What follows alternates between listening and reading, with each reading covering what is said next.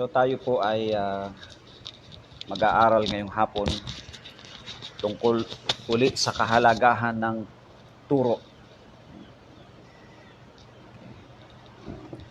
Isa po sa dahilan ba't ang Panginoong Sokristo ay bumaba rito sa lupa ay para magturo. May dala siyang mga turo, okay, na siyang isinulat ng kanyang mga apostol. At yung turo niya, yun dapat ang turo ng simbahan niya. Always remember, lagi kong binabanggit sa inyo, ano po, hindi ho lahat ng simbahan ay tama. Napakaraming maling simbahan.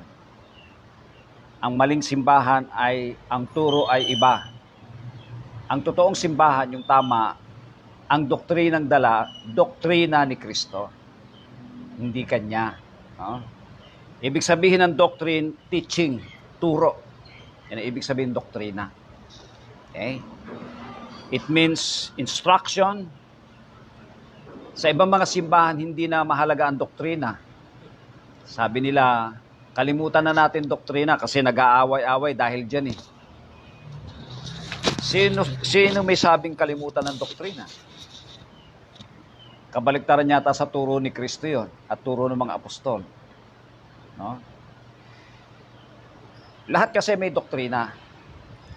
Posibleng walang doktrina. Tingnan nyo, yung communism na itinuro ni Karl Marx ng Russia ay doktrina yan. No? That is a doctrine na inadapt ng China at ibang mga communist nations. No? Doctrine po yan eh. Yung kay Charles Darwin na evolution, that is also a doctrine. Maganda rin yung doktrina ni Mahatma Gandhi, pangtao, no? Non-resistance. Ayaw niya ng gera, ayaw niya ng away, which is also good. Mga doktrina yan eh. No?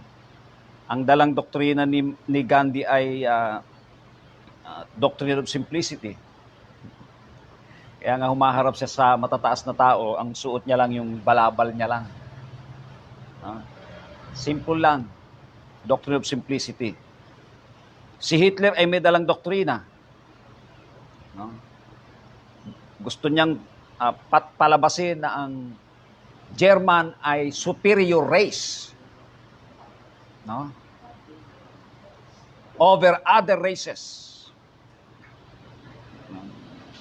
Kaya nga ang mga Hudyo, ang paniniwala nila ay walang kwentang race, kaya pinapatay niya. No, sagabal sa kanilang mga plano. So makikita natin, mga doktrina yan. At kahit ang doktrina ay mali, hindi nila ikinahihiya yan. Pinagmamalaki pa. Tulad halimbawa, yung doktrina ni Hitler, yung tama? Mali po yan. No? Pero ang daing niyang pinatay dahil sa doktrina niya. Sino mang sasalungat sa doktrina niya, kaaway niya. Nakita niyo, hindi kinahihiya ang mga doktrina kahit mali. Like for example, yung doktrina ng communism, mali din po yan eh. Hindi yan naniniwala sa Diyos. Pero hindi nila kinahihiya. Yung doktrina ng Muslim, lalo yung mga extremist na Muslim, no? Kaya nauso ang suicide bomber. Willing silang mag-suicide alang-alang sa kanilang paniniwala. Kita niyo yung mga doktrina na yan. Ha? Okay. Nang si Jesus Christ ay bumaba sa lupa, may doktrina din siya. Yan. Tingnan natin ang doktrina ng Panginoong Sokristo sa bumaba. Mark chapter 4. In the book of Mark chapter 4, mula verse 1 hanggang verse number 2, nang bumaba ang Panginoon. And he began again to teach by the seaside. Sa tabing dagat siya nagturo dito. And there was gathered unto him a great multitude, so that he entered into a ship and sat in the sea. And the whole multitude was by the sea land. And he taught them many things by parables, and said them in his doctrine. Kita nyo, doctrine. Yung mga parables niya, may doctrine. May mga doktrina yon, may mga teachings. Pag ikay walang doktrinang tao, wala kang kwentang tao. No? Kaya nga bumaba ang Panginoong Kristo para ituro ang kanyang doktrina na nanggaling sa langit. Sa lahat ng mga taong may doktrina, sila Karl Marx, sila Darwin, sila Gandhi, sila Hitler, mga Muslim, may mga doktrina sila. Walang hihigit sa doktrina ng ating Panginoong Kristo. Kasi po ang doktrina niya, doktrina ng langit, doktrina ng kaligtasan, no? Doktrina po yan ng Diyos. At nung magturo na siya dito, his doctrine, marami siyang doktrina. Ipakita ko sa inyong iba sa mga doktrina niya. Pagdating sa verse number 3 hanggang verse number 8, nagturo siya ng parable about the sower. Yung sower na naghasik ng binhi sa apat na uri ng lupa. Diba? Isa-isa dawagan, sa batuhan, sa matinik, at yung pang-apat ay sa mabuting lupa. Anong doktrina yon? Katuro yun, no? Inidoktrina na nagtuturo na hindi lahat ng nakinig ng salita ng Diyos ay pare-pareho. Hindi pare-pareho yun. No? Yung tatlo doon ay mahuna. Iisa lang matibay dyan, yung huli. Yung nahasik sa mabuting lupa na nagbunga. Kasi yung tatlo hindi magbubunga yon. No? At nawala yung inihasik, nawala yung salita ng Diyos. Yung inihasik na salita na binhi, salita ng Diyos yun eh. Nung ininterpret ng ating Panginoong Kristo. Kita niyo mga doktrina niya. Kaya niya tinuturo ito upang liwanagin una sa kanyang simbahan na ang paglilingkod sa Diyos ay hindi sa paramihan. Kita niyo sa apat, isa lang ang tama. Yung tatlo, mali eh. Hindi ho paramihan yan eh. Ang tama, outnumbered ng mali. 1 against 3 eh. Ay, yun naman mga simbahan ngayon eh. Sa totoo lang eh, pag hinukay mo talaga ang kanilang motibo, ba't sila nagpaparami? Ang punot dulo niyan ay pera. Para maraming offering. That's it. Hindi ang turo ng Panginoong Kristo. No? Sa turo ng Panginoon, kaya kung liliwanagin natin ang mga doktrina ng Panginoon, no? Never siyang nagpayaman sa kanyang turo. Unlike ng mga pastor ngayon, sa pamamagitan ng pagtuturo, ayun, nagpapayaman. At nagyaman na naman, kaya yaman nga eh. Tapos sasabihin mo, sa Diyos ka, kay Kristo ka. Ba't si Kristo hindi yumaman? At pati mga apostol, hindi. Sinasabi mo lang na kay Kristo ka, pero hindi kayo magkapareho. Kasi kung magkapareho ka, pareho ka ni Kristo. Kung mayaman ka, dapat mayaman din si Kristo dito sa lupa. Hindi naman eh. Ba't magkaiba? Pati mga apostol. Yung mga apostol, kapareho ng Panginoon. Nagsakripisyo alang-alang sa Panginoon. So makikita po natin, yung mga doktrina na yan. Pagdating sa verse 11 and 12, iba doktrina niya rito sa verse 11 and 12. Sabi niya sa 11, and he said unto them, kasi tinatanong siya ng mga alagad, bakit pag mga Pariseyo ang kausap niya, nagtuturo siya by parables? Ito ang sagot niya. He said unto them, unto you it is given to know the mysteries of the mystery of the kingdom of God. But unto them that are without, all these things are done in parable. So, ibig sabihin, sa pagtuturo ng Panginoon, merong pinapaalaman at merong hindi. Unto you it is given to know. Unto them it is not given to know. Kaya isa sa prominenteng turo ng Panginoong Kristo ay election.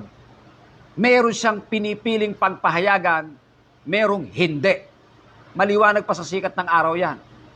Na yan naman, hindi pinaniniwalaan na napakaraming mga pastor na yan. Kaya nga, pag hindi mo pinaniwalaan yan, hindi ka naniniwala sa turo ni Kristo. Siya na nga nagturo niyan eh. No? Kaya kita nyo, yung mga Pariseo, kahit kailan, hindi naman nakaalam ng turo niya. Kasi hindi ibinigay sa kanilang makaalam. Pero kala Pedro, kala Juan, kala Santiago ng mga apostol niya, pinahayagan nila. Pinahayagan ng Panginoon. Kasi pinili sila ng Panginoon. No? Pakita natin ang pagpili sa kanila. Tingnan natin. In the book of Luke chapter 6. Luke chapter 6. Pakita natin yun. Verse number 12 hanggang 13.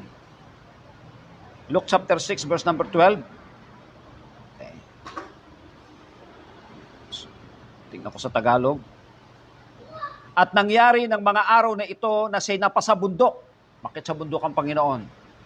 Upang manalangin at sa buong magdamag ay nanatili siya sa pananalangin sa Diyos. Magdamag siyang nanalangin. Dahil importante ang gagawin niya kinabukasan. Ito yung gagawin niya sa kinabukasan. At ng araw na, ay tinawag niya ang kanyang mga alagad. Ang mga alagad niya marami. Tinawag niya lahat sila. At siya'y humirang ng 12 sa kanila. Yung humirang, pumili. So, namimili. No? Mula sa mga alagad na marami, pumili siya ng 12. Paano yung hindi napili? Alagad ka naman eh. Hindi ka lang apostol. Ito pa tanong, ba't sa pinili? Ba't kasama si Judas? Kaya doktrina niya yan eh. Gusto niyo isama, marunong ka pa sa kanya. Ikaw ba pumili? Siya pumili eh. Gusto niya isama eh. Diba? At ano sabi dito? Tinawag niyang mga apostol. Pati pangalan siya pumili eh. Ba't apostol ang pangalan? Tinawag niya. Yun ang gusto niya eh. Diba? Yan ang doktrinang hindi tinuturo ng napakaraming simbahan. No? The doctrine of God's absolute sovereignty. Ano mang gusto niya. No? Ano mang piliin niya. At ba't ang apostol na 12? Ba't hindi 10 lang? Ba't hindi 6? Ba't hindi 24? Ba't hindi 100? Siya pumipili, kung ilan ang piliin niya, di siya masusunod. 12 ang pinili niya. No? Ngayon, magrereklamo ba yung ibang alagad na hindi sila napiling apostol? Kung magreklamo man sila, hindi po pwede, alam niyo kung bakit. Wala namang kahit sino sa kanila na karapat-dapat na maging apostol. Ba't ka magrereklamo? Walang karapat-dapat. Walang qualified. Ang Panginoon ang nag-qualify. No? Sa mga hindi karapat-dapat, pumili siya. Sino magrereklamo? Hindi ka naman karapat-dapat. Pag magrereklamo, ba't ako hindi napili? Bakit? Karapat-dapat ka ba? Hindi nga po. Hindi pala eh. Bayaan mo ako sa pagpili ko. Mula sa 12, mula sa maraming alagad, pumili siya ng 12. Pati mga pangalan binanggit dyan, hanggang kay Judas Iscariot. So nakita nyo, isa sa prominenteng turo ng Panginoon, doktrina niya, ay ang doctrine of election. Ipakita pa po natin, no? Sa Luke chapter 4. In the book of Luke chapter 4, kada magtuturo siya, ganun eh. In verse number 25, nagturo na naman dito ang Panginoon. Okay. Sabi niya sa 25, Lucas 4:25, sabi niya, datapwat katotohanan ng sinasabi ko sa inyo, maraming mga babae sa Israel nung araw ni Elias, siyempre, at ang babaeng tinutukoy dito ay widow. Sa English, there are many widows, hindi basta babae, babaeng bao, ulila sa asawa. Ibig sabihin widow. There are many widows. In the time of Elias, nang sarahan ang langit sa loob ng 3 taon at 6 na buwan, 3.5 years, noong datna ng malaking kagutom ang buong sangkalupaan. Marami ha? 26, at sa kanino man sa kanila ay hindi sinugo si Elias, kundi sa Sarepta, sa lupa ng Sidon, sa isang babaeng bao. Sa napakaraming babaeng bao, isa lang ang pinili ng Diyos na makaligtas. yung taga Sarepta. Doon pinapunta si Elijah. No, pininpoint ng Diyos, pumunta ka doon sa babae na yan. Siya magpapakain sa iyo. Eh, dahil babaeng bao. No? Napakaliwanag yan eh. That is doctrine of election. May pinili siyang isa sa napakadami. Isa lang. Kaya nga, maraming babaeng bao. Sa kanino man sa kanila hindi pinapunta si Elias maliban sa isa lang. Yung babaeng baong taga Sarepta. At ang utos ng Diyos gumawa ng tinapay, 3 lang. Lagi. 3 lang sila eh. Si Elijah, yung babaeng bao, at yung anak niya na bata. 3 lang sila. Kagutom noon, ha? Ang mga kapitbahay nila nangangamatay kasi walang makain. Di ba? Pero sila may kinakain. Ang pinakain ng Diyos, sila lang 3. Ba't yung iba hindi pinakain? Kasi nga hatol ng Diyos yan. Masama ang Israel in those times. Hinatulan sila ng kagutom, ng famine, upang mangamatay ang mga tao. Pero nung humatol ang Diyos, may pinili siyang 3. Si Elijah, yung babaeng bao, at yung anak niya. Lumipas ang kagutom, may kinain sila. Nakita nyo, no? At ano pa? Ang turo ng Panginoon. Panginoon, natuturo nito, ha? Verse number 27, maraming ketongin sa Israel nung panahon ni Eliseo. Si Eliseo yung pumalit kay Elijah. Maraming may ketong, ha, sa Israel. No? At sino man sa kanila hindi nilinis. Kahit kaninong may ketong sa Israel, walang nilinis ang Panginoon. May nilinis, hindi taga-Israel, kundi lamang si Naaman na Siro. Kaya pininpoint yung, the Syrian, hindi taga-Israel. Kaaway pa ng Israel, Syria. Taga-Syria po si Naaman. Yun ang pinagaling ng Diyos. Bakit hindi pinagaling ang mga taga-Israel? Ay, ayaw niya. May gusto siyang pagalingin, hindi Israel, si Naaman. It's the doctrine of election. Ang pamimili ng Diyos. Yung maaari sabihin lang, ba't hindi pinagaling? Karapat-dapat ba kayong pagalingin? Ang karapat-dapat sa kanila ay judgment. Kasi nga, sumusuway sila sa Diyos. Kaya nga yung ketong judgment ng Panginoon yan, sa mga masuwayan sa Diyos. Di ba? Like for example, si Gehazi na nagsinungaling. No? Matapos gumaling itong si Naaman, nagsinungaling siya, sinuguro siya ni Naaman, o di hinatulan siya ng Diyos. Yung ketong ni Naaman, lumipat sa kanya. At sa lahi niya. Kasi judgment yan eh. Yung sa mga hinatulan ng Diyos, kung meron siyang gustong pagalingin na isa, ayan, si Naaman. Hindi pa taga-Israel yan. Nakita niyo mga kapatid na? That is absolute sovereignty of God. Okay? Isa sa mga prominenteng turo ng Panginoon, ang doctrine of election. Sa turo ng Panginoon, ito pa, balik tayo doon sa Marcos chapter 12. In the book of Mark chapter 12, tinitingnan natin ang doktrina ng Panginoon, pakarami. Tinitingnan natin ang ilan sa mga popular niyan doctrine. Turo. Marcos Kapitulo 12, isa sa popular niyang pagtuturo. Okay?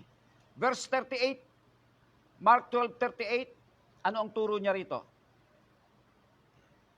Sinabi sa kanya sa kanyang pagtuturo, sinabi niya sa kanyang pagtuturo ni Kristo, mag-ingat kayo sa mga eskriba na ibig magsilakad na may mahahabang damit at pagpugayan sa mga pamilihan, yung tinitingala sila ng tao. Parang politiko. Galit na galit ang Panginoong Kristo diyan. Ibig nila ang mga pangulong upuan sa mga sinagoga at ang mga pangulong luklukan sa mga pigingan. Silang nangananakmal ng mga bahay ng mga babaeng bao at dinadahilan ay ang mahabang panalangin, kung manalangin napakahaba. Ang Diyos ba nakukuha sa mahabang panalangin? Kahaba pa kahit 1 linggo kang manalangin, hindi man totoo panalangin mo. Ano ng Diyos sa iyo? Okay? Ang mga ito'y tatanggap ng lalong malaking kahatulan. At ito pa ang doktrina ng Panginoon. Isa sa doktrina, siya ay pro-poor. Kampi ang Panginoon lagi sa mahihirap. Kasi siya mismo ay mahirap din. Pero tandaan nyo, pag sinabi ng Bible na mahirap, hindi ibig sabihin ni namamalimos. Kasi may warning din ng Bible. Sabi po ni Haring David, ako'y naging bata, ako ngayon ay tumanda na. Hindi ko nakita ang matuwid na nagpalimos. No? O pinabayaan man ng Panginoon. Pag mahirap, mananampalataya kay namamalimos ba, ayaw ng Bible niyan. Kaya pag sinabing mahirap, hindi ibig sabihin na mamalimos. Mahirap lang siya in the sense na hindi siya kapantay nung mayayaman na nabubuhay sa luxury. Pero hindi ko mo mahirap ay namamalimos sa kahirapan. Ba, hindi gano'n. Tulad ng Panginoon, mabasa mo pa sa Bible na namalimos sa kahirapan ng Panginoon. No. Consider siyang mahirap pero hindi siya namamalimos. Kumakain siya ng tama sa araw-araw. Hindi nga lang sagana. Yun ang ibig sabihin daw. Kanya, no? Sa kanyang turo na naman, umupo siya sa tapat ng kabangyaman. Yung kabangyaman, maganda yung natalakay natin ito. Ayan, ganyan, yan. Yung offering box yan. Yung pulpito na may ilagay na yung offering box. Kabangyaman. Yan ang kabangyaman. Sa English yan ay treasury box. Sa Bible, ang tamang pagbibigay ng offering ay ilalagay mo sa box. Hindi yung kukunin sa iyo na parang hino-hold up. Diba? Hindi ganon. Hindi yung may dalang supot, kaya ang tawag ko dyan, supot ni Judas eh. Tatayo sa harap mo, hanggat hindi ka nabunot, hindi naalis.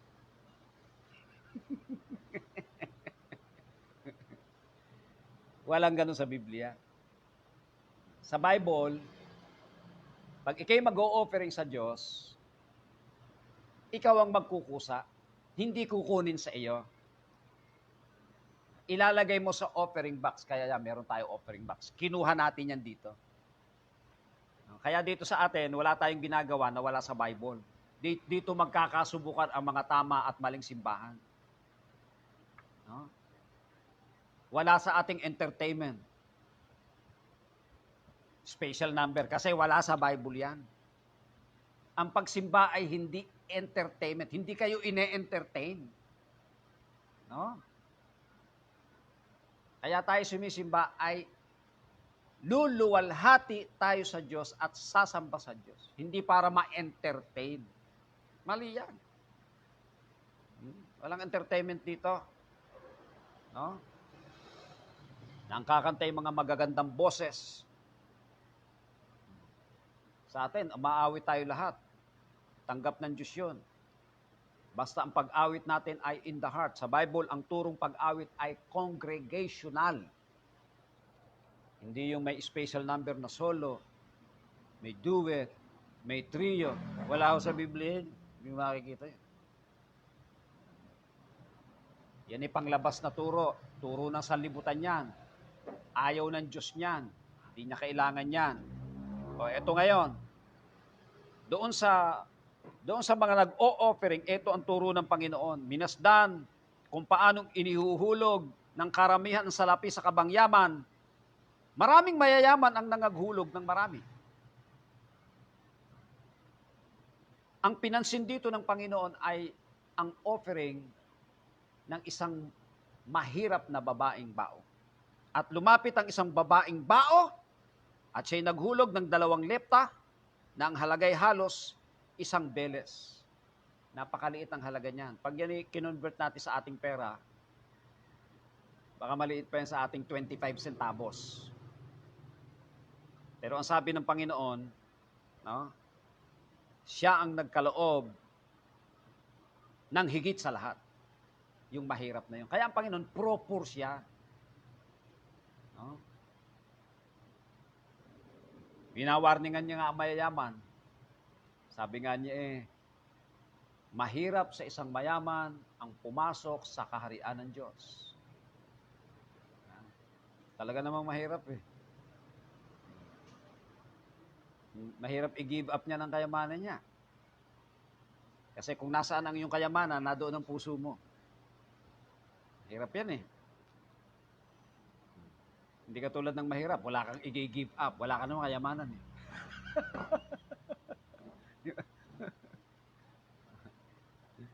Nung nabasa ko yung verse na yan nagpasalamat ako, mahirap ako Kung mayaman ka, baka hindi ka pumasok sa kaharian ng Diyos. Kasi mahirap nga. Okay. So, ang ginamit na illustration ng Panginoon ang offering ng isang mahirap na babaeng bao. Hindi siya katulad ng makaraming simbahan yung ginagamit na illustration, offering ng mayayaman. Walang ganyan sa Panginoon. Iba doktrina ng Panginoon. No? Kaya yung mga simbahan yan, sasabing simbahan ni Kristo, hindi totoo yan. Simbahan ng Antikristo yan Kung yan simbahan ni Kristo, ang dala mong doktrina ni Kristo. Ba't salungat sa doktrina ni Kristo ang dala mo? No? Ang simbahan ng Panginoon, ang dala dapat doktrina ng ating Panginoong Hesukristo. At ang Panginoong Hesukristo, yung mga doktrina niya, tinatayuan niya yan. Tumatayo siya sa kanyang doktrina. Pinatutunayan niyang tama ang kanyang doktrina. Tinatayuan niya yan. Alam mo, may doktrina ka, hindi mo titindigan, hindi mo tatayuan. Hindi pwede yun. Tingnan natin sa aklat ni Juan, chapter 18, John chapter 18, nung ang Panginoon, nabasa kanina, ay tumayo sa harap ni Pilato. Doon sa binasa kanina sa harap na Pilato, iba sa record ni John. No? Sa record ni John, ang record sa verse 19, John 18:19, wala pa siya kay Pilato, sa saserdote muna. Tinanong nga ng dakilang saserdote si Jesus tungkol sa kanyang mga alagad at sa kanyang pagtuturo. Kita nyo? Tinanong, yung pagtuturo, kung titingnan nyo sa English, his doctrine. No? Yung pagtuturo. Okay. And of his doctrine. Ano sagot ng Panginoon? I speak openly to the world. Kikita nyo, pag siya nagturo, open. Hindi tinatago ang doktrina niya, open to the world. I never taught in the synagogue. Kasi yung synagogue, nasa parang kulong na lugar yun And in the temple, whither the Jews always resort, and in secret have I said nothing. Hindi niya sinisikreto ang turo niya, ino-open niya sa mga tao. Ino-offer pa nga. Nakita niya, no? Ganyan ang turo ng ating Panginoong Kristo. Hindi kinahihiya. Tinuturo talaga. Ay yung mga tao nga may maling doktrina, hindi naman nahihiya Kita mo yung sa bungero, hindi nahihiya dala yung manok niya. Pagsakay niya, ni mas manok niya. Proud na proud siya, sa bungero siya. Tapos ikay may dalang Bible, nahihiya ka. Yung sa bungero, may dalang manok hindi nahihiya Ikaw may dalang Bible, nahihiya ka. Mali po yan. Yung mali, hindi nahihiya. Ikaw na tama, nahihiya ka. Hindi po ikinahihiya ang mga doktrina. Pinopromote nga yan. Baka makahawa ka pa, sayang. Di ba? Baka yung may hawak na manok naturuan mo ang doktrina ng Panginoong Kristo, ay di, itinapon yung manok. Sa halip na manok ang binitbit, Bible na. Di ba ganda? Nahawaan mo siya. Ang mabigat niyan, baka ikaw nahawa. Tinapon mo yung Bible mo, nagbitbit ka na rin ng manok. Nakita po natin mga kapatid, no? I speak openly. Hindi itinatago ang doktrina. Kaya nga ang doktrina natin, tinuturo natin sa mga tao yan. Yung mga taong hindi alam ang doktrina niya, tinuturo natin para ipaalam. Ito ang totoo at tunay na doktrina ng ating Panginoong Hesukristo. Ganon din ang kanyang mga disipulo. Yung mga apostol. Nung ang Panginoong Hesukristo ay namatay, nabuhay uli at umakyat sa langit, ang nangangaral na ngayon ay mga apostol niya. Tingnan natin mga kapatid. Sa Book of Acts, Aklat ng Gawa, in verse number 5, Book of Acts 5, kaya po pag may taong nangangailangan ng turo, maturuan po natin. Minsan nga, may taong ikaw na nga pupuntahan eh. Ano ba yung turo nyo? Baka naman sabihin mo ay amin lang to.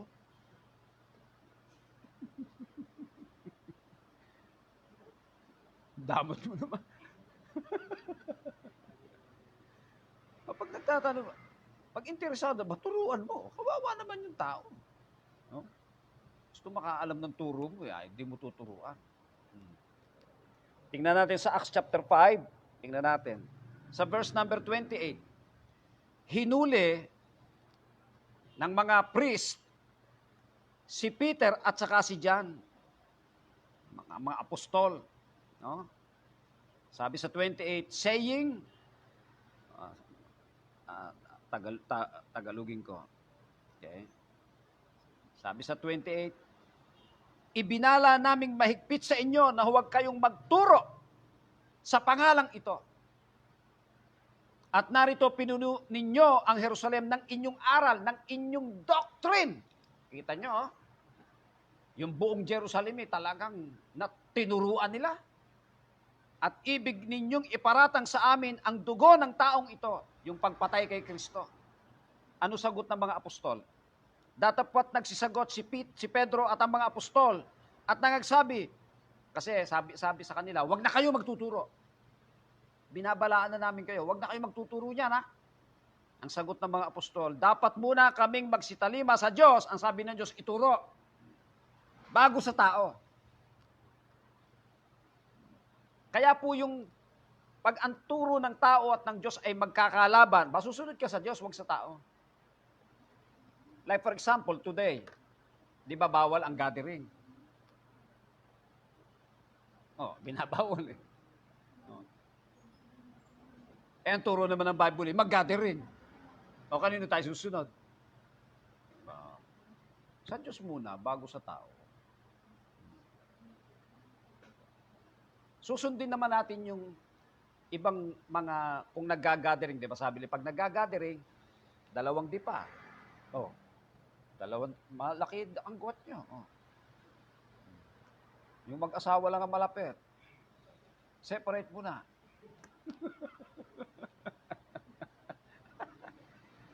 Di ba?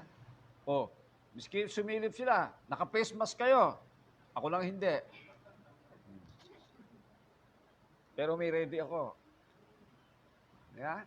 Susunod tayo sa Diyos.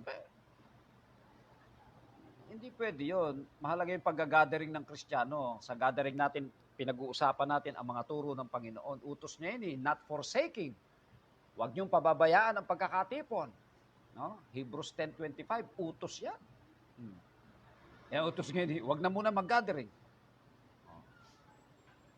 Hindi po pwede yun. So, nililiwanag dito ng Panginoon, pinaliliwanag, natatayuan mo yung doktrinang natutunan mo sa ating Panginoong Hesukristo. Kasi importante yon, no? Kaya nga ang Panginoong Hesukristo kinainggitan ng marami gawa ng kanyang mga turo. No? Kaya nga siya pinatay dahilan sa kanyang mga itinuturo. Tingnan niyo mga kapatid.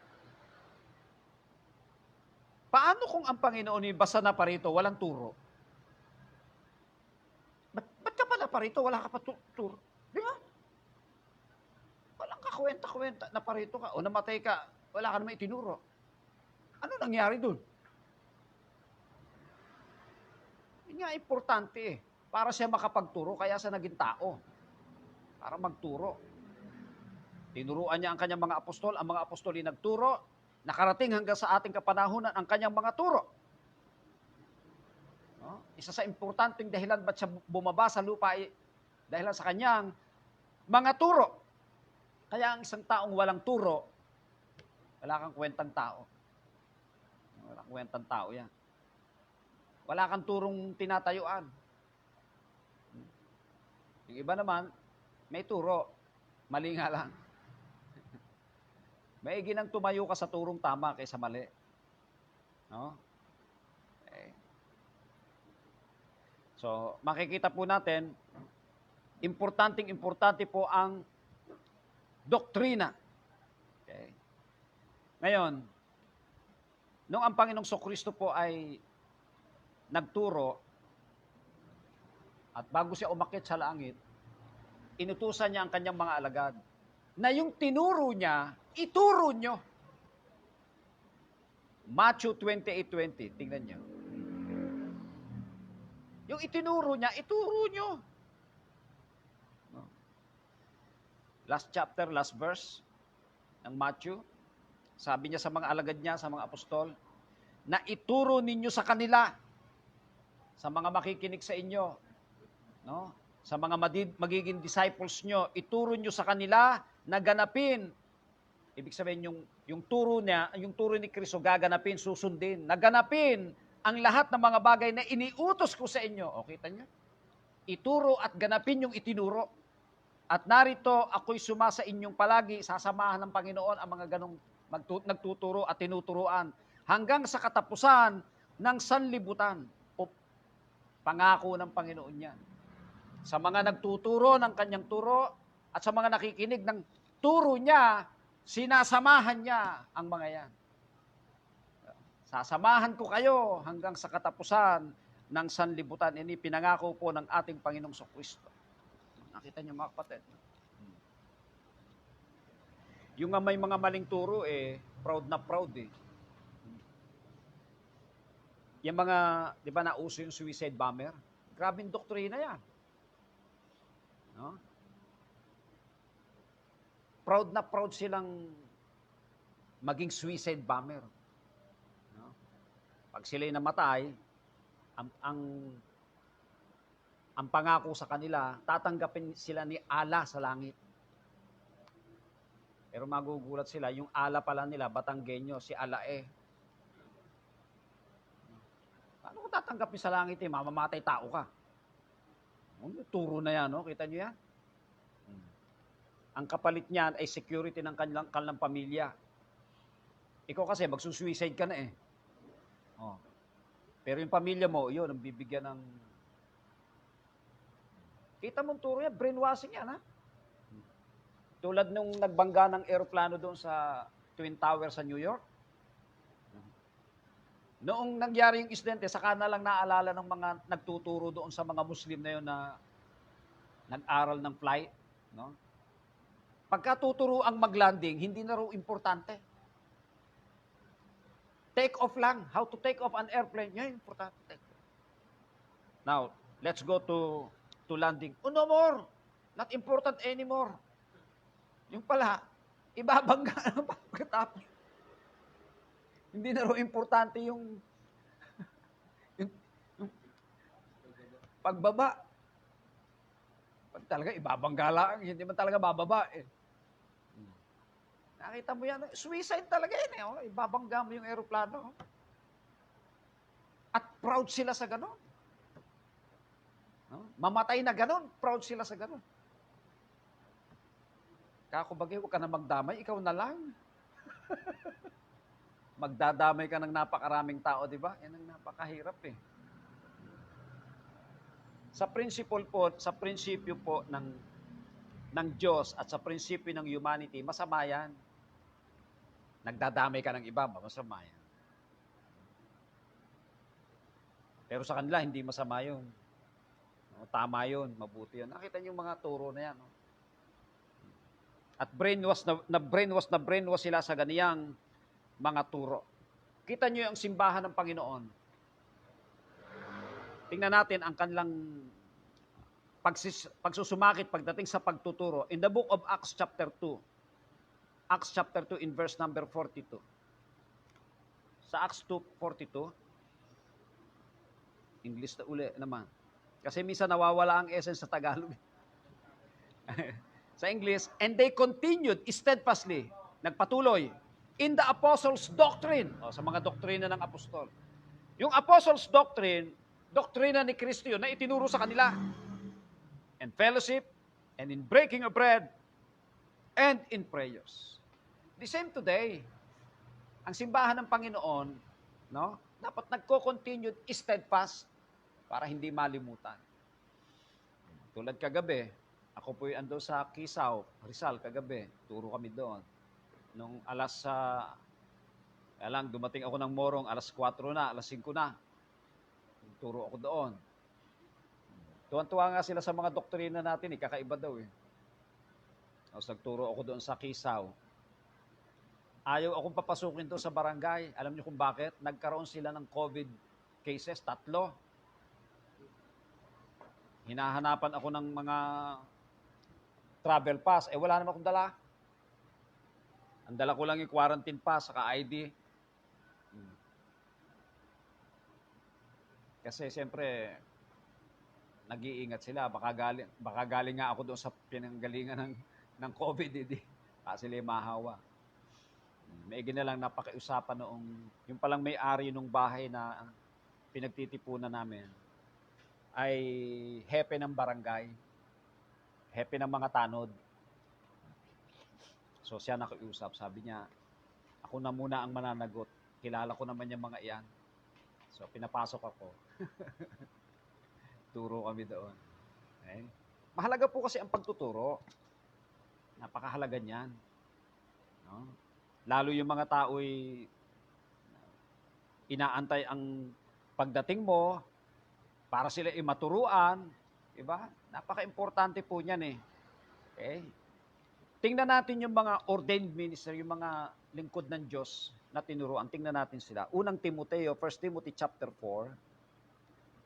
1 Timothy chapter 4. Verse number 12. Sabi ni Paul kay Timothy, si Timoteo, isa sa mga tinuruan ni Apostol Pablo, sabi niya, let no man despise thy youth, kasi bata pa siya. Binatilyo ito eh. Si Timoteo, tingin ko wala pang 20 ito eh. No, nasa mga teens siya, kung hindi 17, 18, 19, mga ganyan siya, no? But be thou an example of the believers in word, in conversation, in charity, in spirit, in faith, in purity. Bakit nagkaganyan si Timoteo? Naging example sa mga pananalita, no? Sa pananampalataya, ba't siya nagkaganyan? Ito ang dahilan sa 13. Till I come, give attendance to reading, to exhortation, to doctrine. No? Maraming alam na doktrina si Timoteo na galing kay Pablo. Neglect not the gift that is in thee, which was given thee by prophecy, with the laying on of the hands of the presbytery. Kaya nilayhan siya, kaya siya inordain. No? Dahil alam niya ang doktrina. Hindi ka pwedeng i-ordain, hindi mo alam ang doktrina. Walang ganon. Kaya ka i-ordain ay dahil alam mo ang doktrina. Okay? At sa pamamagitan ng doktrina, ito ang nagiging benefit. Sabi sa 19, meditate upon these things, give thyself holy. Yung holy, sincere. Pagdating sa doktrina ng Panginoon Kristo, dapat buo. No, sincere tayo. That thy profiting may appear to all. Take heed unto thyself. Pinag-iingat ni Apostol Pablo sa Timoteo, para din ngayon, dapat nag-iingat tayo. And unto the doctrine, pati yung doktrina, yung turo mo, iingatan mo. Baka makurap, baka masira, baka mabahira ng kasamaan. Hindi tama yon. And to the doctrine, continue in them. Magpapatuloy ka sa tamang doktrina, sa purong doktrina. For in doing this, sa paggawan mo ng ganyan, nagpapatuloy ka sa tamang doktrina, thou shalt both save thyself, ililigtas mo ang iyong sarili, ganun din ang mga nakikinig sa iyo. Pagka ang doktrina mo'y mali, ipinapahamak mo sarili mo, pinapahamak mo rin ang nakikinig sa iyo. No? Kaya mag-iingat po tayo sa pakikinig ng doktrina. Kasi pag napahamak yung doktrina mo'y Ipapahamak ka, lagot ka. Pati nangangaral, pinangangaralan mo, ipinapahamak mo yan. Sala yan.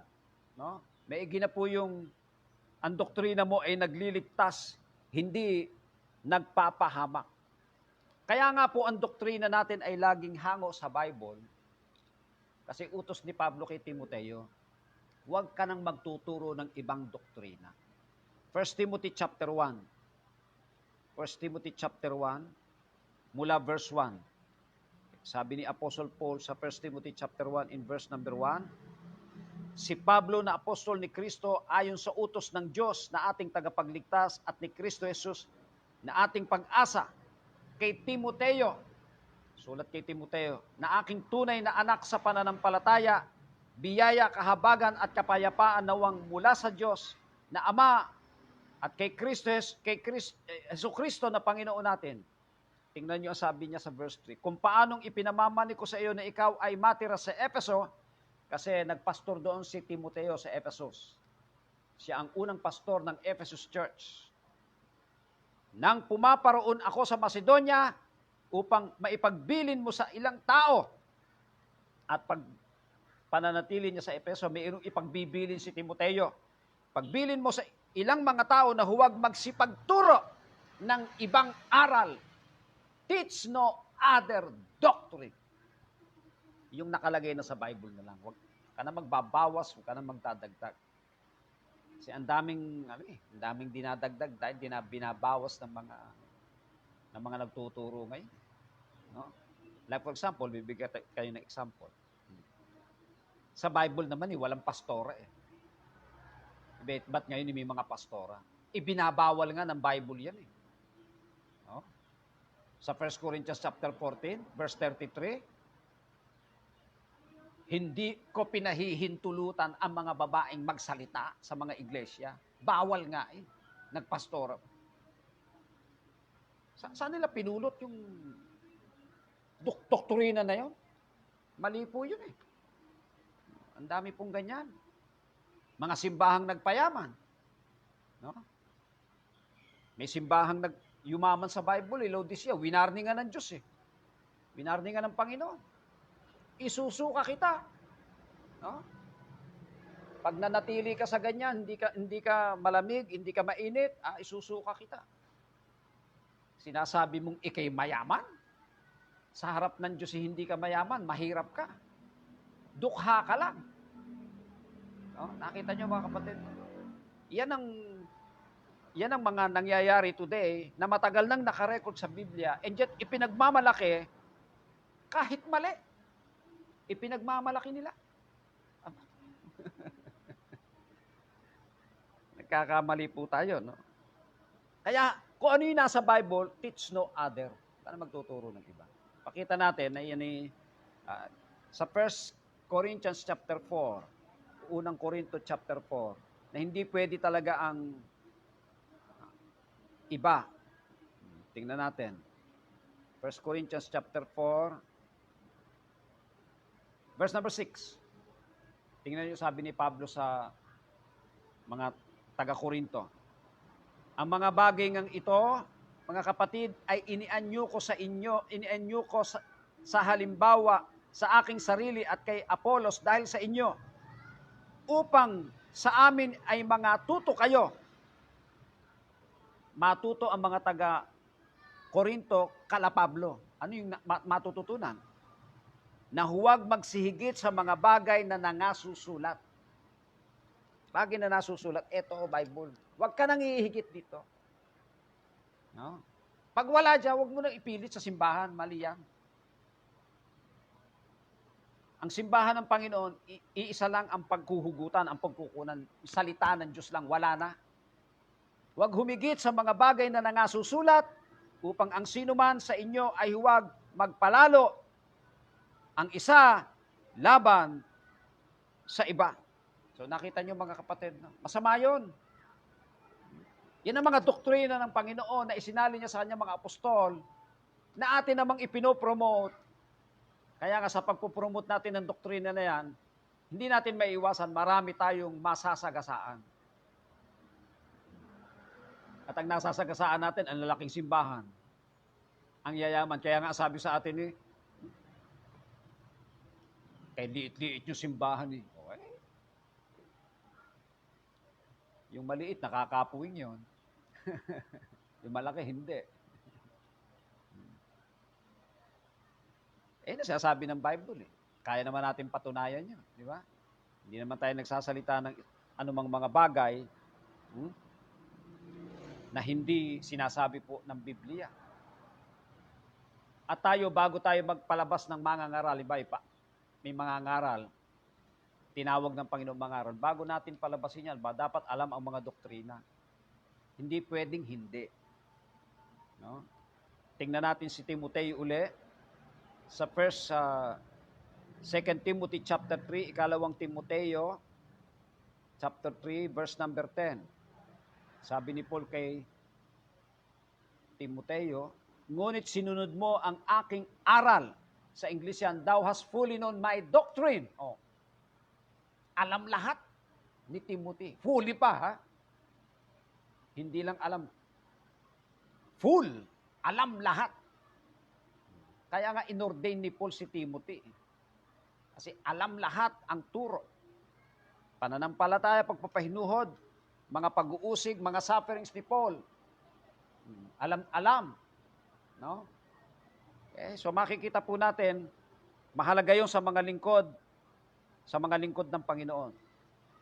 At may warning ang Panginoon. Panginoong Kristo mismo ang nag-warning. No? Na mga maling doktrina. At saan niya winarning yan? Nako, nasa Pergamos Church. No? Tingnan natin sa Book of Revelation, chapter 2, in verse number 14. Ito yung mga maling doktrina. Naku, naglipa na sa simbahan to. Ito sinabi niya, Panginoong Kristo mismo nagtuturo niya, sabi niya, datapwat 2:14, meron akong ilang bagay na laban sa iyo. Kita mo, simbahan ka ng Panginoon, may laban ang Diyos sa iyo. Ba dapat wala? Kasi may mali silang doktrina Sapagkat mayroon kadyang ilang nang hahawak sa aral ni Balaam. Aral ni Balaam. Sino ba si Balaam? Si Balaam ay isang false prophet sa Old Testament, panahon ng Israel. Kaaway ng Diyos yan. Ano ang doktrina niya? Doktrina ng pera. Sakim siya sa reward. No? Mali po yun. Ano ibig sabihin ng doktrina ni Balaam? Ganyan ang mga pastor ngayon. Kaya nagpapastor gawa nito. Gawa ng pera. Ang pagpapastor ay ginawang hanap buhay. Mali po yun.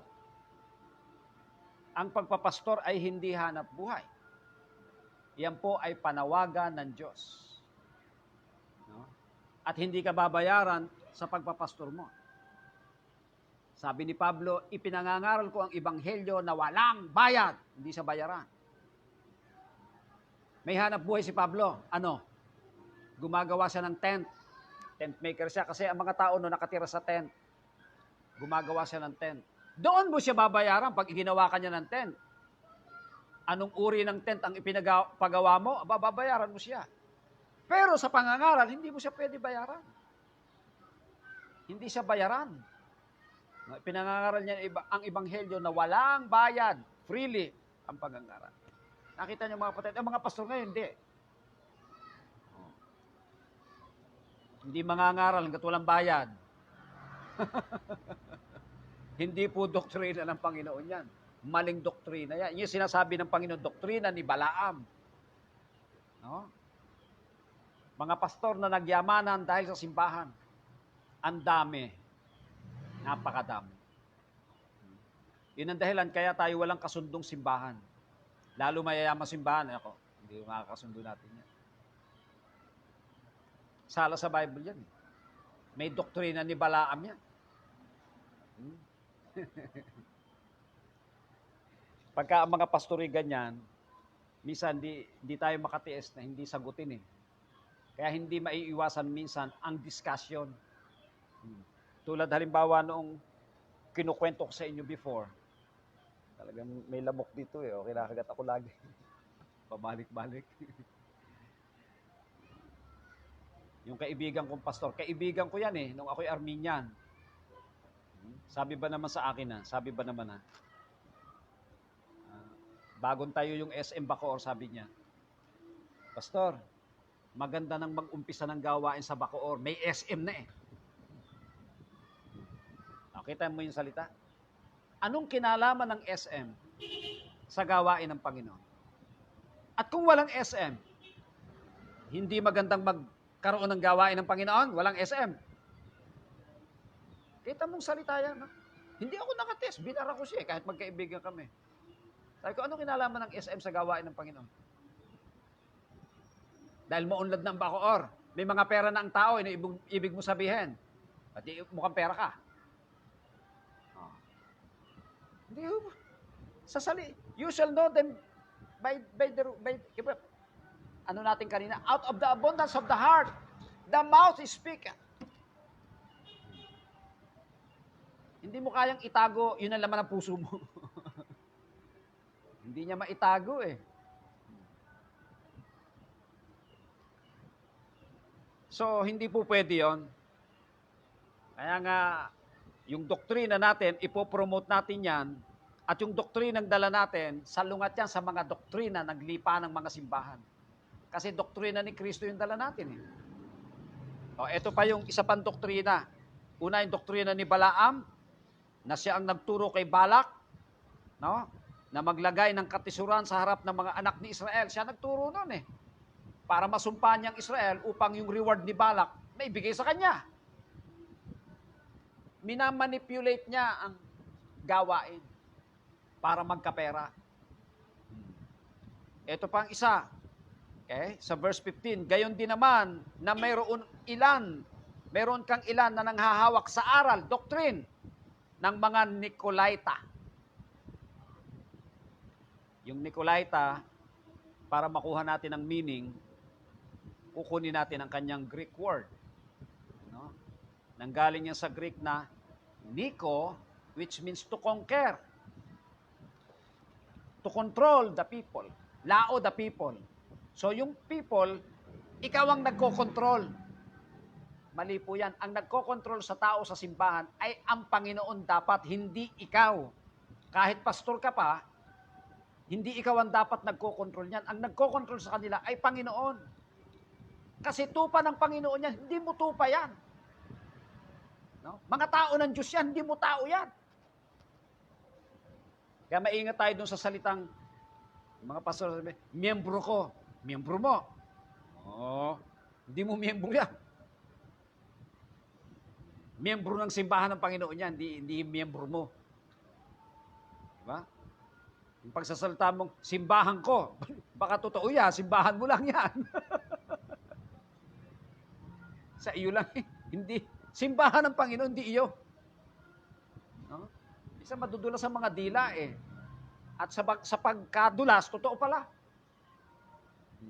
Out of the abundance of the heart, the mouth speaketh. So dalawang warning ng Panginoon yan. Aral ni Balaam, pamemera sa simbahan. Yung gagamitin mong negosyo ang simbahan, gagamitin mong...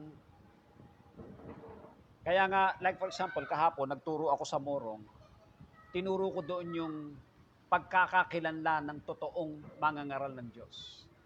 Ang totoong mangangaral ng Diyos, may simbahang nagsugo sa Kanya. At yung simbahang nagsugo sa Kanya, yun na nagmo-monitor sa Kanya, doon siya magre-report sa simbahan na yan. Yung mga freelance preacher, walang nagsugong simbahan dyan. Mali po yan. Walang nagmo-monitor, kaya kung ano-ano ginagawa eh. Merong sumagot na isa, sabi, baka po may nagmo-monitor na iba. Oo, may nagmo-monitor sa kanya, misis niya. Minomonitor siya. Oh, kumusta racket mo? Pagpapastor mo? Marami tayong hulugan ngayon. Maglalap sa mga hulugan natin.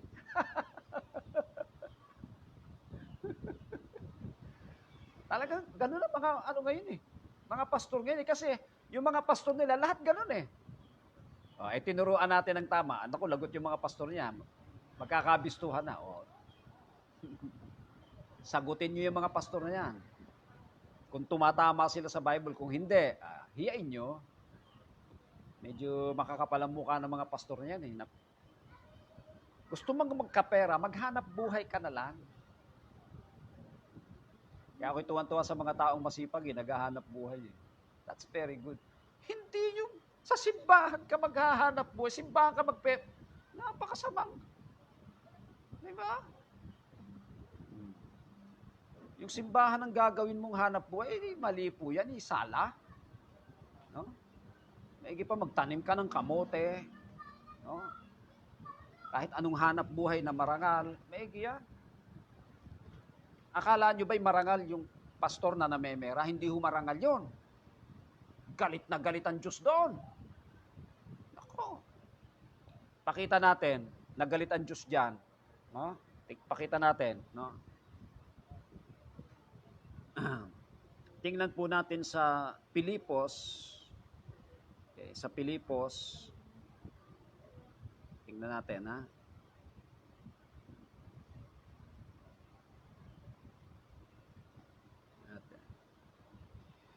Sa Pilipos chapter 3. Sa Pilipos chapter 3, mas magandang Tagalogin para maganda sa Tagalog, no? Tagalog. Pilipos 3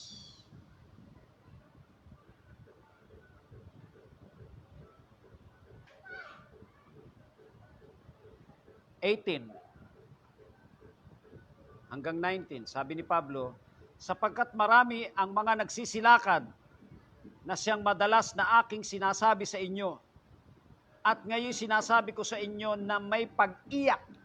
Naiiyak nga si Pablo pag sinasabi niya ito na sila ang mga kaaway ng cross ni Kristo. Mga kaaway ni Kristo yan. Akala nyo, nagtuturo ng Kristo, kaaway ng cross ni Kristo. Bakit? Na ang kanilang kahihinatnan ay ang kapahamakan. Na ang kanilang Diyos ay ang tiyan. Ito. Kaya naglalakihan ng tiyan puro taba. No? May kasama pang beer. Yung pala yung pastor na manginginom. Ako, napakarami po niya. Ayan tiyan. Ang kanilang Diyos ay ang tiyan.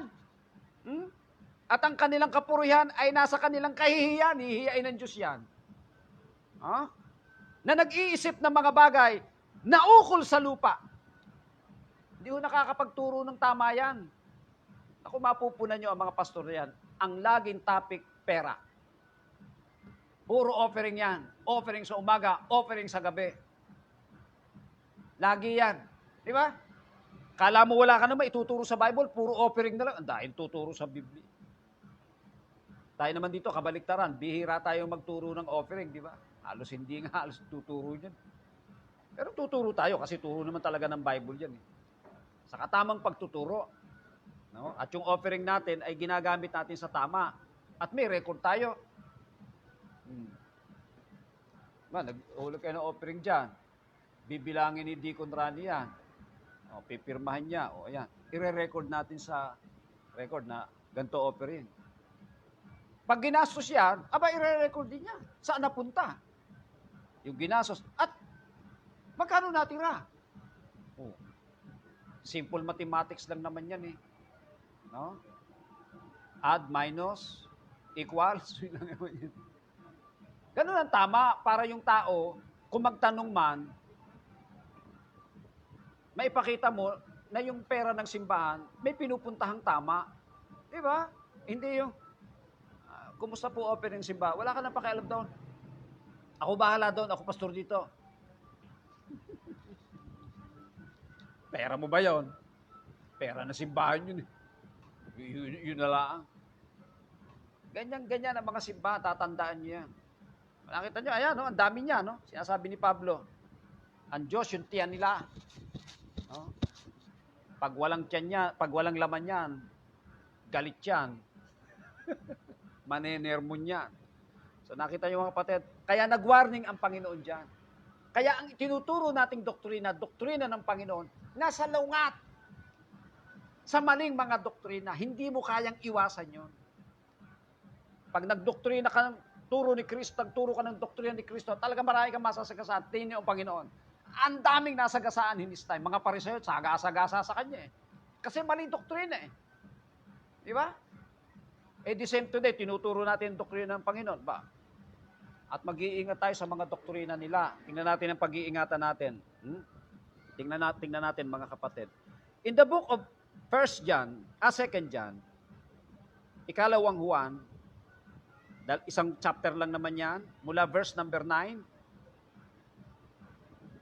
ang sino mang nagpapatuloy at hindi nananahan sa aral ni Kristo, pag hindi ka sa aral ni Kristo, miski pa Kristo ka, ay hindi kinaroroonan ng Diyos. Wala ang Diyos sa iyo. Wala naman sa iyo aral ni Kristo eh. Ang nananahan sa aral ay kinaroroonan ng Ama at gayon din ang anak. At pag may pumunta sa inyo na ang dalang arali, mali, naku, huwag mo nang patuloyin. Magsasayang ka lang ng panahon sa mga yan. Sayang lang laway mo dyan. Kung sa inyo'y dumating ang sino man, at may dumating, at hindi dala ang aral na ito, yung aral ni Kristo, kita nyo, ibang aral ang dala, ay huwag ninyong tanggapin sa inyong bahay at huwag ninyo siyang batiin. Huwag tanggapin sa bahay. Tulad yan, anong aral ang dala niyan? Inilagi natin sinasabihan.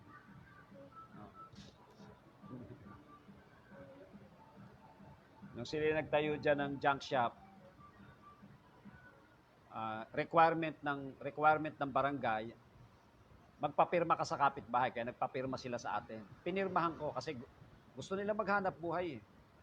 Sabi ko na lang sa kanila, yung may-ari niyan, sabi ko, huwag ka lang mamumuruwisyo ng kapitbahay mo ha, maghanap buhay ka ng maayos, o kaya magsusunod ng kung ano-ano sa ayan, yung ganyang ingay. Maghanap buhay kayo ng tahimik. Pag kayo, irereklamo ko sa barangay, o, di ba? O, may pinatay.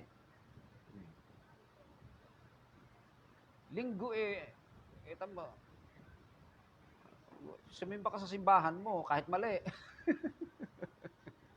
Hindi manggugulo ka ng ibang tao. Di ba? Maya-maya mo, pagkatapos naman natin, pwede na sila eh. Tsaka hindi ka pa pwede magpatugtog ng tahimik laang. Ba't man iparirinig mo pa sa iba? Hindi ko naman gusto music mo. Diba? Hindi ko lang makinig. Paririnig mo pa sa iba, kaya nagkakagulo eh. Okay? So, pag may dumating daw na mali ang aral, tatanggapin. Sayang lang ang panahon eh. Nakita niyo mga kapatid, no? Ang tama po ay, ngayon, kinakailangan din naman, matibay tayo sa aral. Alam niyo kung bakit? May mga taong kinakailangan mo sawayin eh. No? Talagang matitigas ang mga pagmumuka at kung kinakailangan hiyain, kinakailangan eh, pakita natin. Sulat ni Pablo kay Titus chapter 1, in verse number 9, Titus 1:9. Ano sabi ni Paul kay Titus? Na nananangan sa tapat na salita na ayon sa turo, ayon sa aral, sa doktrina, upang umaral ng magaling na aral at papaniwalain ang mga nagsisisalangsang. Ito, may sumasalangsang. No? Sapagkat may maraming mga suwail, sabi ni Pablo, na mapagsalita ng walang kabuluhan at mga magdaraya yan. Lalong-lalo na yung mga sa pagtutuli, na ang kanilang mga bibig ay nararapat matikom, dapat masaway eh. Mali kayo, namamayagpag ka. Mga taong nagsisipang gulo sa buong mga sambahayan na nagtuturo ng mga bagay na di nararapat dahil sa mahahalay na kapakinabangan. Kaya nagtuturo yan para makinabang, para magkaroon ng pera. Ayun na. Sasawayin yun. Wala tayong magagawa dun. Yung ating preacher doon sa Morong, si Brother Ives, ang nasipanan niyang pastor doon ay Tatlo na. Hindi naman sinipa. Nagpipresent ang pastor sa kanila, ando si Ibes. Yari siya kay Ibes. Anong turo mo? Yari sila. Dispatcha sila. Baka nga 4 na eh. Mga pastor na wala namang pinanggalingan, no? Sabi nga ni Ibis, pastor ka, asa mga tupa mo? Wala rin siyang pinapastoran. Hindi ka pastor. Wala ka palang pinapastoran eh. Kaya nga naghahanap ako ng mapapastoran. Ba't ka naghahanap? Hindi ka ba binibigyan ng Diyos ng tupa mo? Kapag papastoran mo? Kaya kay Ibis, naaalibadbaran sila eh. Kita niyo, mga mali kasi eh. No? Mga freelance preacher. Naghahanap ng simbahang mapeperahan. No? Tapos mag-i-schedule ng mga conference, magtuturo daw siya ng training. Anong training ang ituturo mo? Mali. No? Ang tinuturong training isala-sala naman. Ang pastor daw ang hari ng simbahan. Nako. Sabi nga ni Ibis sa kanila, hari ka lang ng yabang. Kaya nakalagay dyan, sabi ni Pablo, okay? Mga taong nagsisipang gulo, okay? Nararapat, nagtuturo ng mga di nararapat, sila po'y dapat na masaway. Wala po tayong magagawa dyan, dapat pong saway niya. At mag-iingat po tayo sa ating kapanahunan. Ang panahon natin ay panahong ang tao'y ayaw ng doktrina. Tingnan natin sa prophecy ni Apostle Paul sa 2 Timoteo chapter 4 mula verse number 1. Kaya malalaman mo ang tao ay ayaw ng doktrina sa pagka nagturo ka ng tamang doktrina. Kaya sabi ni Pablo, ipinagbibilin ko sa iyo sa paningin ng Diyos at ni Kristo Jesus na siyang huhukom sa mga buhay at sa mga patay sa pamamagitan ng kanyang pagpapakita at sa kanyang kaharian. Ipangaral mo ang salita. Preach the word, ang salita ng Diyos. Tulad ng ginagawa natin. Magsikap ka sa kapanahunan at sa di kapanahunan, sumawata ka, sawatain mo yung mali. Nyo, no? Kasi pag salita ng Diyos ang dala mo, masasawata mo yung mali. Hindi mo maiiwasan yun eh. No? Sumaway ka. Tulad nyo, pastora, mali yun. Masasaway yun. No? Minsan nagagalit. Mangaral ka na may buong pagpapahinuod at pagtuturo. Bakit? Sapagkat darating ang mga panahon na hindi nila titiisin ang magaling na aral. Ang tao'y ayaw na ng tamang aral. Yung mga doktrina, wag na yan. Pinagtatalunan pa yan eh. Kita mo mga simbahan ito, wala palang doktrina. Ba't kayo naging simbahan, wala palang yung doktrina? Wala pala kayong aral. Okay? Yan na nga, dumating na yan sa panahon natin. Kundi pagkakaroon nila ng katinang tainga, gusto nilang pakinggan yung nakakakiliti lang sa tainga. Pag hindi nakakakiliti, ayaw nila. At magsisipagbunton sila sa kanilang sarili ng mga gurong ayon sa kanilang sariling mga masamang pita. Ihihiwalay sa katotohanan ang kanilang mga tainga at mga ibabaling sa katha. Mas maniniwala sila sa fables kaysa sa truth. They will depart from the truth. Ayaw nila ng katotohanan. Wala tayong magagawa doon. Kaya nga pagdating sa panahon natin ngayon, iilan lang ang nasa katotohanan. Ang napakarami ay laging nasa kamalian.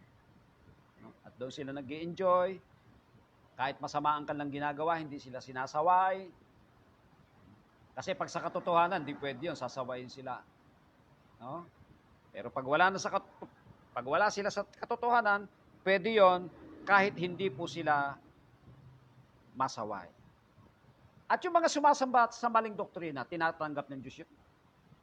Hindi ho tinatanggap ng Diyos yun. No? Sabi ng Panginoong Kristo, pag dala mo yung doctrine of man, no? They worship me in vain. Ang pagsamba nila ay walang kabuluhan. Hindi tinatanggap ng Diyos yun. Ang tinatanggap lang ng Diyos na pagsamba ay ang pagsambang tama. Ngayon, yung pagtuturo natin, ating gustong mangyari yung sinabi ni Paul sa Corinto, sa 1 Corinthians 2:16. We have the mind of Christ. Diba napakaganda yung mind mo at mind ni Kristo pareho. Yan ang magiging resulta pag naturuan mo ng doktrina ni Kristo. You have the mind of Christ. Isip mo, yung mind mo tsaka kay Kristo pareho. Pareho kayo ng mind. Pareho kayo ng turo. Yung ayaw ni Kristo, ayaw mo rin. Hindi yung ayaw ni Kristo, gusto mo, magkasalungat kayo. Ba, hindi pwede yun. No? Yun ang ating ultimate goal, to have the mind of Christ. Ngayon, ba't tinawag na Kristiyano ang mga mananampalataya sa Bible? Sa Acts 11:26, bakit sila tinawag na Kristiyano? Because they follow the doctrine of Christ. Yung doktrina ni Kristo, dala-dala nila, kaya ang tawag sa nila. Doctrine ni Kristo, Christ, Kristiyano, yun. Eh ngayon, kabaliktaran na. Hindi na alam ang ibig sabihin ng Kristiyano. Basta may relihiyon, Kristiyano. O hindi Muslim, Kristiyano. Kahit sabungero, Kristiyano. Kahit bubaero, Kristiyano. Bakit? Teaching ba ni Kristo yung pambubabae? Teaching ba ni Kristo yung pagsusugal? Ang ibig sabihin ng totoong Kristiyano, dala-dala mo ang turo ni Kristo. Yan ang ibig sabihin ng Kristiyano. Hindi lang dala-dala. Yung turo ni Kristo, dala mo, isinabubuhay mo. Kaya ka Kristiyano. Di ba? Ang mind mo at mind ni Kristo, pareho, kaya Kristiyano kayo. Yan ang ibig sabihin talaga sa Biblia. Yan ang ating goal. No? Maging totoong Kristiyano, hindi basta Kristiyano. Kahit magnanakaw, Kristiyano. Di ba? Ganyan na nangyayari ngayon eh. Kahit masamang ugali, Kristiyano. Hindi na alam ang ibig sabihin ng Kristiyano. Ang isang Kristiyano, ang katotohanan niyan, no? Dala niya ang doktrina ni Kristo. Yan ang totoong Kristiyano. Ang kanyang mind, no, ay kapareho ng mind ni Kristo. You have the mind of Christ. Yun ang dahilan kaya nagtuturo tayo, nagpupunta tayo kahit saan. No? Yun din ang sinabi ng Panginoong Kristo. No? Ituro ninyo sa kanila ang lahat ng itinuro ko sa inyo. Sasamahan ko kayo hanggang sa wakas ng sanglibutan. O, sumasama ang Panginoon. That is our goal. No? Tsaka kahit naman tayo konti, hindi naman pinagbabasihan. Yung influence natin kahit pa paano malaki. We have at least 26 missions all over the Philippines. We have ordained so many pastors, no, preachers, na nagtuturo kung saan-saan. At matitibay sila. Hindi mo sila kayang ugain. Di ba? Yan po ang importante. Hindi nakukuha sa paramihan yan. Walang ganun. No? Maging ang Panginoong Kristo, ang kanyang mga alagad ay may minority lang in His time. Ang majority, kalaban niya. Yun nga nagpapatay sa kanya. Yung majority ng mga Pariseo at mga Saduceo, naiinggit sa kanya, no? Dahil hindi nila kayang banggain ang turo ng ating Panginoong Kristo. Pagka bumabangga sila sa Panginoon, nababaliktad, sila napapahiya. Ba, mahirap mong banggain ang turo ng Panginoon. Matindi doktrina nun. At magpasalamat tayo, yung doktrina ng Panginoon, dala-dala natin. No? Kung ang Panginoon ay sumasa iyo, sino ang laban sa iyo? Wala. Diba? Nasa iyo, Panginoon, sino lalaban sa iyo? Kung dala mo ang doktrina ni Kristo, ba? Sinong mananalo? Di wala. Doktrina na ng Panginoon yan. Hindi ka mapapahiya, sila mapapahiya. Di ba napakapangit nung ikaw ang napapahiya? Yan po ang usapan ngayon.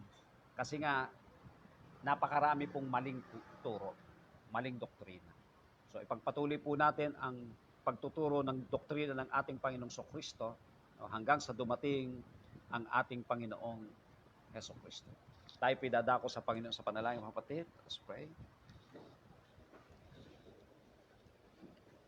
Ama,